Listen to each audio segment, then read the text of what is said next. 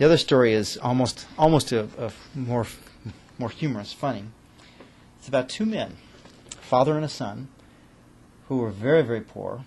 They're, probably the 1800s, and the father was old and very tired, and in poor health, and the son would go out and cut wood, and every day he'd bring back some wood and go sell some wood, and that's how they'd support themselves.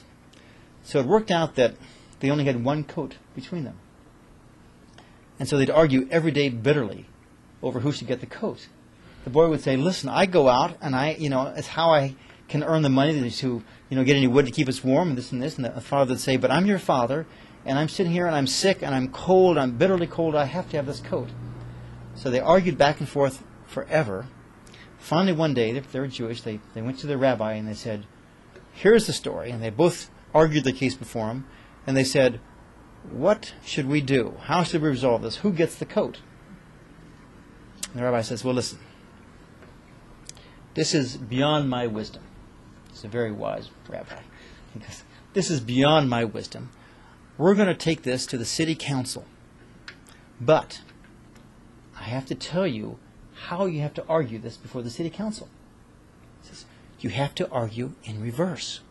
And so he explains to them how to do it and how to explain, So the next day they go before the city council, and the young man stands up and says, "We need your help. My father insists that I get the coat every day, but he's an old man and he's cold, and he needs it."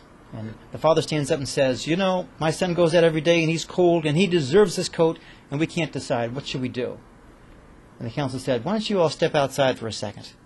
And they said, "These two men are so saintly, we better get them another coat." And so they did.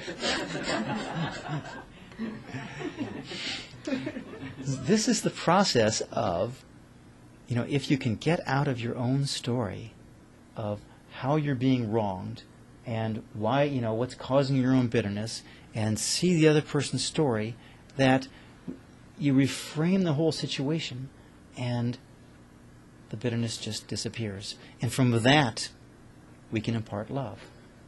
And this is what it's all about, is that as we live our life, the question is, what are we imparting to everyone that we meet? How much love are we bringing forth? Because I assure you, every one of us, right now we have within us the capacity to go within and bring out joy, to go within and bring out hope and charity and faith, that we have the ability to perceive the world as being so perfectly reflective of God's will and intent that we can impart that to everyone that we meet. And in that process, it reinforces it within us. And the Spirit of Christ flows through us in that process.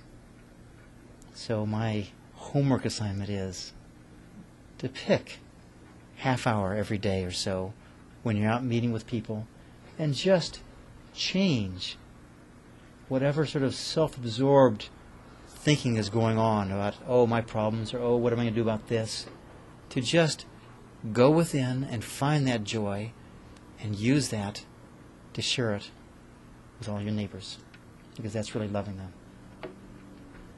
Amen.